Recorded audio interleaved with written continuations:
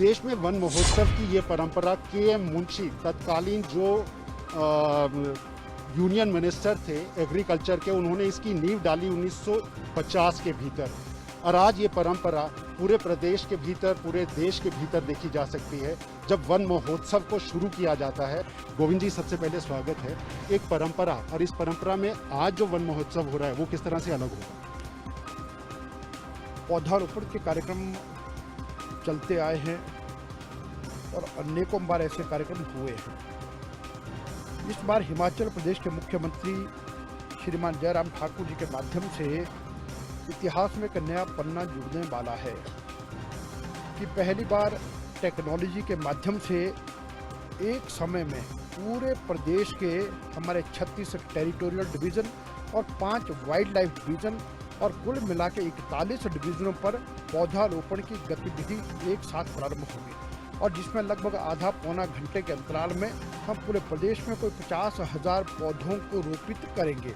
ये पहली बार ऐसा अवसर है, जबकि हिमाचल प्रदेश का हर एक व्यक्ति अपने फेसबुक के माध्यम से इस सारे प्लांटेशन के कार्यक्रम को, पूरे प्रदेश की हर गतिविधि को सीधा देख पाएगा और उससे जुड़ पाएगा, इसलिए अपने आप में अलग है।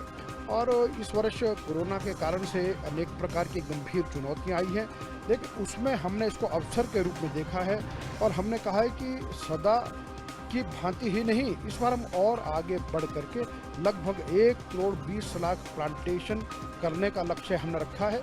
लेकिन चुनौतियां बहुत हैं, लेकिन तब भी हमारा भरपूर प्रयास रहेगा, हम अपने टारगेट को अचीव करेंगे। गोविंद जी, एक परंपरा के रूप में जब ये देखा जाता है तो माना यह जाता है कि 5 स्टार होटल्स के अंदर या बंद कमरों के अंदर इस तरह का निर्वहन कर दिया जाता है। आम आदमी से इसको जोड़ने की कवायद की बात लगातार उठती रही है, और ख़ास तौर पे गोविंद जी, इसको मैं इसलिए भी ज़रूर कहना चाहूँगा कि पर्वतीय राज्य हिमाचल प्रदेश के भीतर आंकड़ा बहुत अच्छा है। आपके जो वनाच्छादित एरियाज़ हैं उनको बढ़ाने का वो बहुत अच्छा है, लेकिन इसे आम आदमी से जोड़ा जा सके एक परंपरा, क्योंकि हमने चीन जैसे देश को देखा है, हमने जर्मनी जैसे देश को देखा है, वहाँ बड़े अच्छे रिजल्ट्स इसको मिले हैं।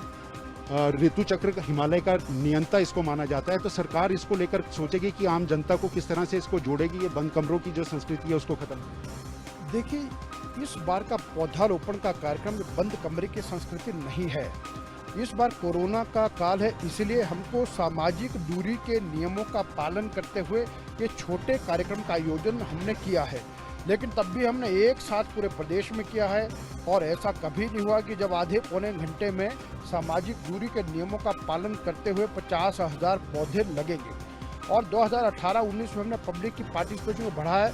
लगभग 86,000 लोगों ने मिलके पूरे प्रदेश के अंदर कोई 88 लाख पेड़ों को लगाया है। सर्वाइवल रेट कितना रहा है? सर्वाइवल रेट हमारा, या आप ये कह सकते हैं कि जो हमारी अभी 2019-20 के लगे 90% तक है, और जो उससे पहले के हैं तो लेकिन 75-80% तक हमारा सर्वाइवल रेट जा रहा है। और हिमाचल का जो प्लांटेशन कवर है, भारतीय सर्वेक्षण जो अनुसंधान हमारा देहरादून, उसकी रिपोर्ट के मुताबिक 2019 के सर्वे मुताबिक 333 स्क्वायर किलोमीटर हमारा फॉरेस्ट कवर हमारा बढ़ा है।